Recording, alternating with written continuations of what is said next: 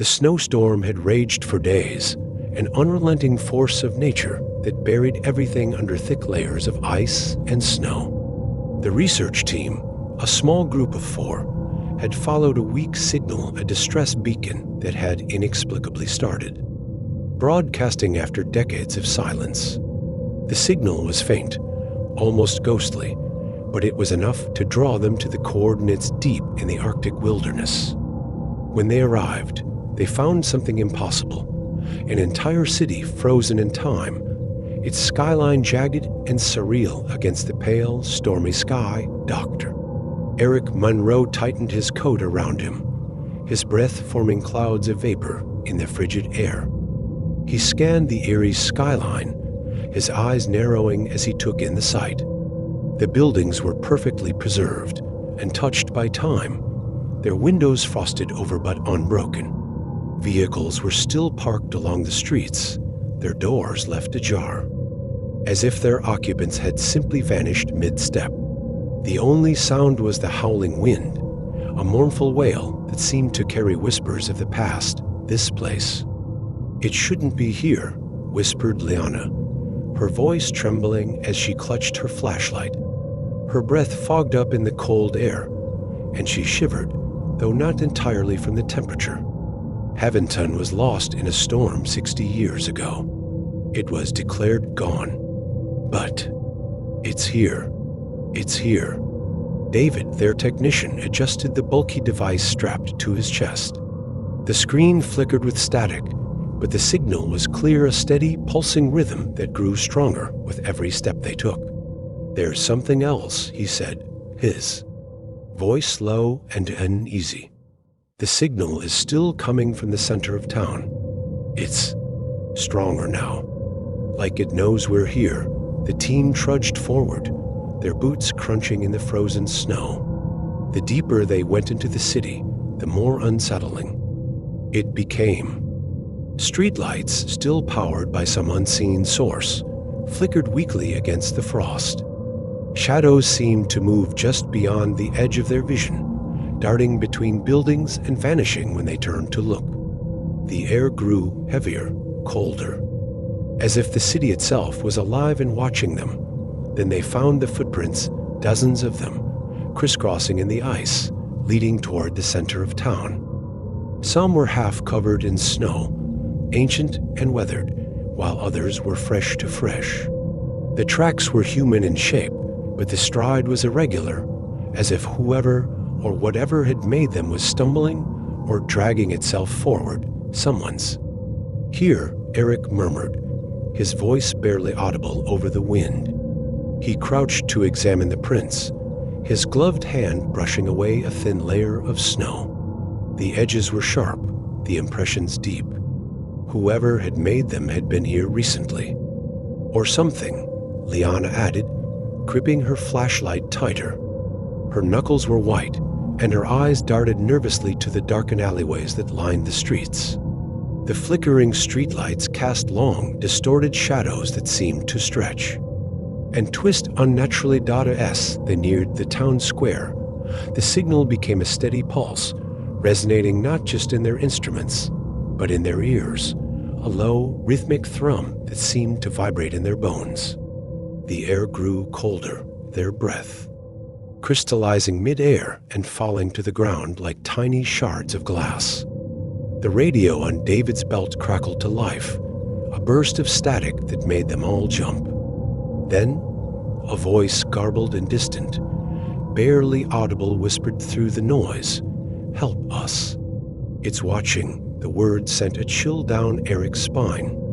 He exchanged a glance with Liana, whose face had gone pale. Before anyone could speak, the lights above them flickered wildly, casting erratic shadows that danced and writhed like living things. David spun around, his eyes wide with panic. "We need to go." Now, but it was too late, a guttural noise echoed from the alleyways, deep and unnatural, like the sound of ice cracking under immense pressure. The temperature plummeted, their breath freezing in their lungs.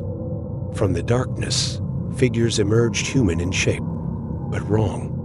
Their movements were jittery, unnatural, their limbs jerking as if controlled by some unseen force.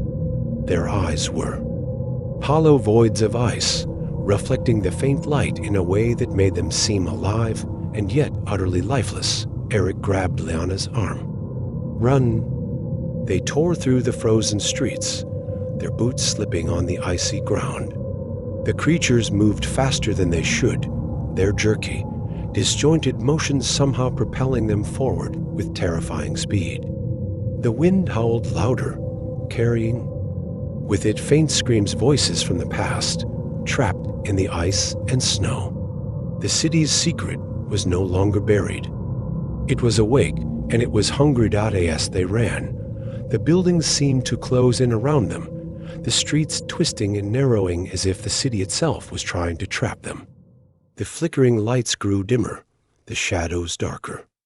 Eric's heart pounded in his chest, his breath coming in ragged gasps. He risked a glance over his shoulder and saw the creatures gaining ground, their hollow eyes fixed on him. Liana screamed as one of the figures lunged at her, its icy fingers brushing against her coat. She stumbled, but Eric yanked her forward, his grip tight. "Don't stop," he shouted, though his voice was nearly drowned out by the wind. David was ahead of them, his flashlight beam bouncing wildly as he ran. He skidded to a stop at an intersection, his face pale with terror. "The signal, it's coming from there," he yelled, pointing to a large, domed building at the center of the square. The structure was half buried in snow, its windows dark and lifeless. Eric hesitated. Going inside felt like a trap, but staying outside was certain death. "Move," he barked, shoving Liana and David toward the building. They burst through the doors, slamming them shut behind them. The interior was dark, the air thick with the smell of decay and something metallic. Eric fumbled for his flashlight, the beam revealing a large open space filled with strange machinery. The walls were covered in frost, and the floor was littered with broken equipment and what looked like bones. Liana gasped, her hand flying to her mouth. "What is this place?" Before anyone could answer, the radio crackled again. The same voice, clearer now, whispered, "It's too late. It's already inside." The temperature dropped suddenly, their breath forming thick clouds in the air. From the shadows, more figures emerged, their hollow eyes glowing faintly in the darkness. Eric backed away, his mind racing. There was no way out. The creatures surrounded them, their jerky movements growing faster, more erratic, and then the machines began to hum. The sound was low and resonant, vibrating through the floor and walls. The frost on the walls began to crack and peel away, revealing strange symbols etched into the metal beneath. The creatures stopped moving, their heads tilting in unison as if listening to some unseen command. Eric's eyes widened as he realized the truth. The city wasn't just frozen in time, it was a prison. And they had just woken the warden.